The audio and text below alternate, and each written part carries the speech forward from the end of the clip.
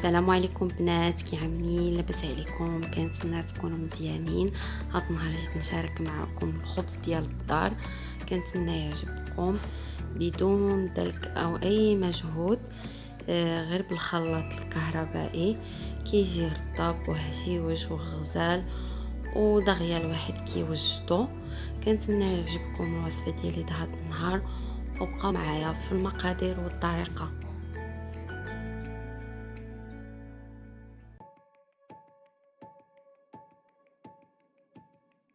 نبداو بالمقادير والطريقه على بركه الله. عندي 2 لايف ديال الطحين فورس، 3 سميدات الفينو او القمح الصلب، عندي معلقه كبيره ديال السكر سنيده، معلقه كبيره لخميره الخبز، و3 المعالق كبار الزيت نباتيه، وطبيعه الحال الملح حسب الذوق. نبداو الطريقه. في هاد الاثناء غادي نجيب الخلاط الكهربائي وغادي نعمل زلافات الفينو في الخلاط،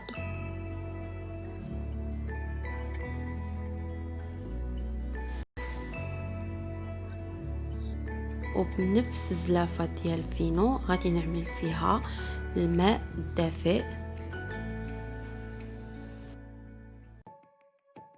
كيكون الخليط ديال الفينو اللي غادي نطحنو في الخلاط الكهربائي غادي يكون خفيف، مخصوش يكون ثقيل باش يتطحن لكم مزيان. ودابا غادي نزيد السكر سنيده، معلقه كبيره السكر سنيده، ثم غادي نزيد الخميره ديال الخبز، معلقه كبيره الخميره الخبز، وغادي نطحن هاد المكونات كامله مع بعضياتها ونرجع معكم. بعد ما طحنت الخليط ديالي مزيان، هانتوما كتشوفوا كيكون خفيف، يعني انا عملت زلافه الماء جاتني هي هذيك، وانتم على حسب النوعيه ديال الفينو ديالكم. غادي نجيب قصعه او اي اناء انا خويت فيه داك الخليط ديالي ديال طحين الفينو. دابا غادي نبقى نزيد الطحين تدريجيا شويه بشويه، حيت على حسب النوعيه ديال الطحين ديالكم. انا زيد دابا الزيت النباتيه، وغادي نبقى نجمع الخليط مع بعضياتو بحال هاد الشكل هانتوما كتشوفوا، وبشويه بشويه غتبقى نزيد الطحين. انا جاني 2 زلايف ديال الطحين عبار، ما زيدت ما نقصت، وغير غادي نجمعوا الطحين، يعني ما غندلكوها ما حتى حاجه. وهانتوما معايا كتشوفوا الطريقه.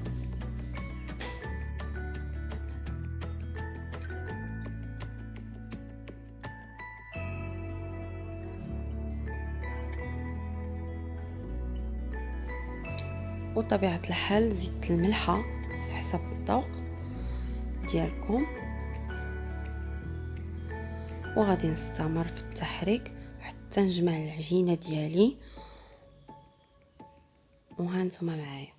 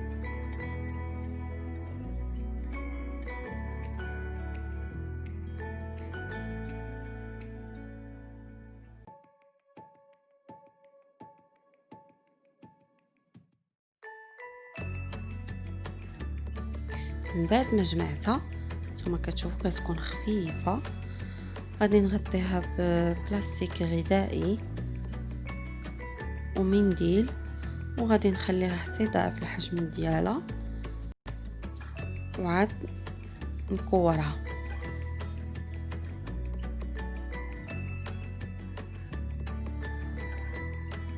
من بعد ما خمرت لي، دابا غادي نشكل عكويرات صغار وانتم على حسب الذوق ديالكم، بغيتو صغار بغيتو كبار. انا بغيتهم صغار، عملتهم كويرات صغار نتوما كتشوفوا معايا. جبت فينو، طحين الفينو عملته على طاولة العمل تكون نقية على طبيعة الحال، وغادي نكورها بحال هاد الشكل حتى نسالي الخبز ديالي كامله.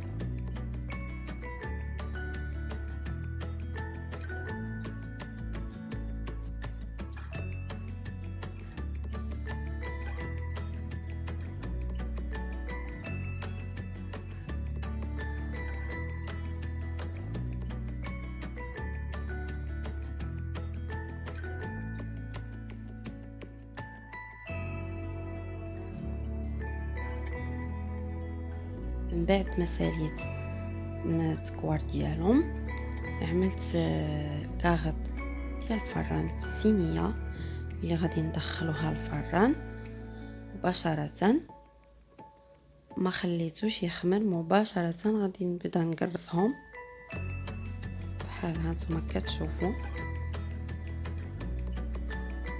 وغادي نحطها مباشره في الصينيه كما كتشوفوا، وغادي نستمر بنفس الطريقه حتى نسالي الخبز ديالي.